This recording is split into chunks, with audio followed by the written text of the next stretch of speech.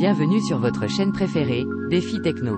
Aujourd'hui, nous parlons d'hydroélectricité au Mali. Les centrales hydroélectriques permettent de produire de l'électricité grâce à une chute d'eau entre deux niveaux de hauteur différentes, qui met en mouvement une turbine reliée à un alternateur. EDM, Énergie du Mali, est la compagnie malienne chargée de la production, du transport et de la distribution d'électricité dans le pays. La production d'électricité renouvelable au Mali, jadis très élevée, a baissé ces dernières années, bien que la production d'électricité ait augmenté sur la même période. En 2021, l'hydroélectricité représentait environ 32% de la production totale d'électricité de 3,5 TWh. L'hydroélectricité est la principale énergie renouvelable du pays.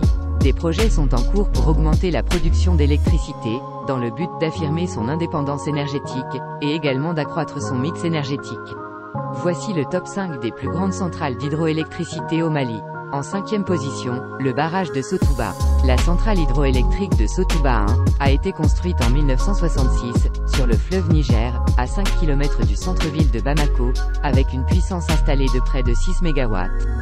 Un projet hydroélectrique Sotouba 2, visant à mettre à niveau, moderniser, et agrandir la centrale hydroélectrique de Sotouba 1, en activité depuis les années 60, prévoit la construction d'une nouvelle centrale, attenante à la première, à Bamako.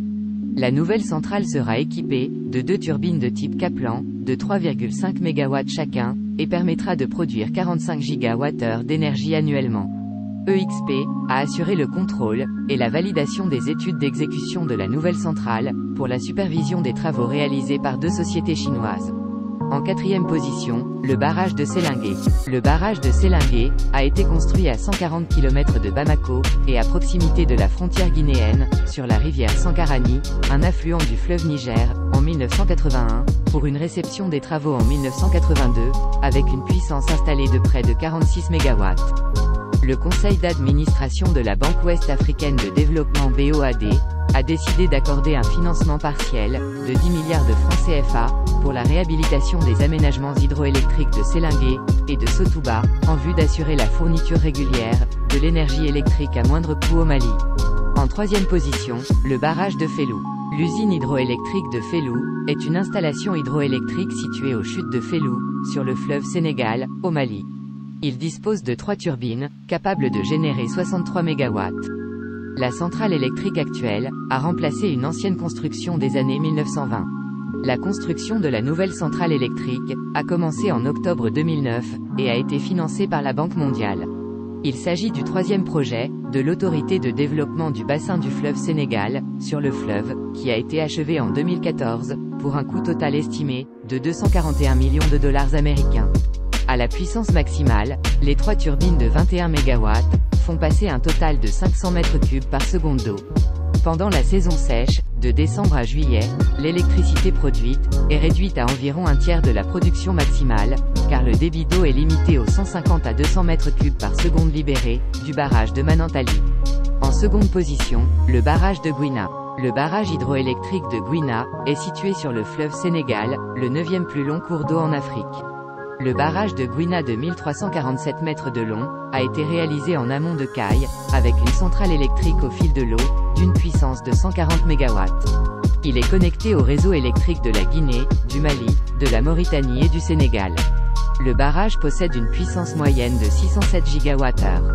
Ce barrage a pour effet d'entraînement, dans le secteur de l'énergie, et dans l'espace OMVS, Organisation pour la mise en valeur du fleuve Sénégal, d'augmenter la capacité de transit de l'énergie dans le réseau, de favoriser les échanges d'énergie dans le cadre du marché de l'énergie sous-régional, et enfin de renforcer les capacités de la SOGEM, la société de gestion de l'énergie de Manantali. Ce gigantesque ouvrage, dont la construction a été réalisée par le chinois Sinohydro, a coûté à l'OMVS 283 milliards de francs CFA. Une somme financée à plus de 80% par un prêt de la banque chinoise Exim Bank. En première position, le barrage de Manantali. Il s'agit du plus grand barrage hydroélectrique du Mali. Ses travaux ont commencé en juin 1982. Le barrage possède une puissance maximale de 200 MW et une puissance moyenne de 80 MW, soit 750 GWh par an. Il est équipé de 5 turbines de type Kaplan. Le barrage de Manantali est situé sur le Bafing, encore appelé fleuve Sénégal, au Mali. Il est à 90 km du cercle de Bafoullabé. Manantali se trouve dans la région de Kaye au Mali.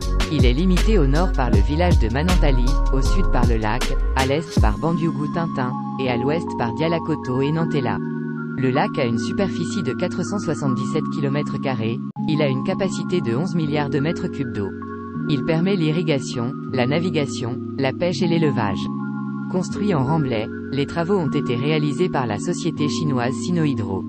Il importe de relever qu'en matière énergétique, les ambitions du Mali ont été déclinées par les autorités actuelles de la transition, en ces termes et je cite.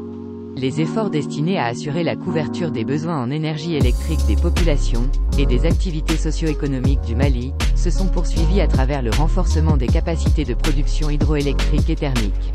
La mise en œuvre des projets et activités annoncés, permet de projeter le taux national d'électrification à 55%, à la fin de l'année 2022, contre 53% en 2021, l'ambition étant fixée à 58% pour 2023. Fin de citation. Si vous avez aimé cette vidéo, likez, abonnez-vous à la chaîne, et cliquez sur la cloche de notification pour recevoir d'autres vidéos. À très bientôt.